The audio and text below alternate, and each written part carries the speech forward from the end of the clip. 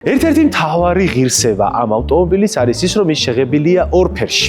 ორ ფერში გაზოსდაერთები იღებებოდა მხოლოდ პირველ წლებში და ეს იმიტომ, რომ ძალიან დიდი პრობლემა იყო ამ მანქანების ორ ფერში შეღება. და სხვათა შორის ეს ორ ფერში შეღებილი გაზოსდაერთები ძირითადად გადიოდა ექსპორტზე, ძალიან ცოტა რჩებოდა საბჭოთა კავშირში.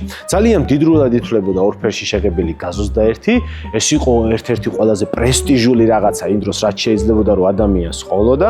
როდესაც გაზოსდაერთის ორ ფერში შეღება დაიწყეს, ესე იქცეოდნენ ქარხანაში რა. ჯერ შეღებავდნენ ხოლმე ღია ფერს, ორი ტონალობა ხო ქონდათ, ერთი შედარებით ღია იყო, მეორე მუქი. ჯერ შეღებავდნენ ღია ფერს, გააშრობდნენ კარგად, შემდეგ ამას დააკრობდნენ ხოლმე ქაღალდს და მერე ღებავდნენ მუქი ფერით.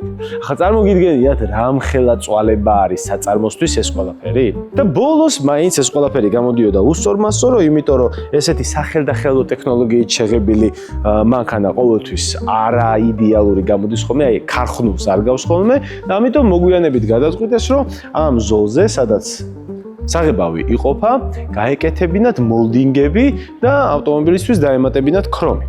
მაგრამ, როდესაც ეს ყველაფერი დახატეს და შეხედეს, მიხვდნენ, რომ ეს არ გამოვიდოდა, იმიტომ რომ ავტომობილი ძალიან დამახინჯდა, რაღაცა ეს ძალიან გადატვირთული გამოდიოდა, ამიტომ უბრალოდ ადდნენ და ამ გაზოსდაერთების ორ ფერში შეღება შეწყვიტეს და გამოუშვეს ერთფეროვანი გაზოსდაერთები. კი ბატონო, ტიპიური საბჭოთა კავშირური გადაწყვეტილება.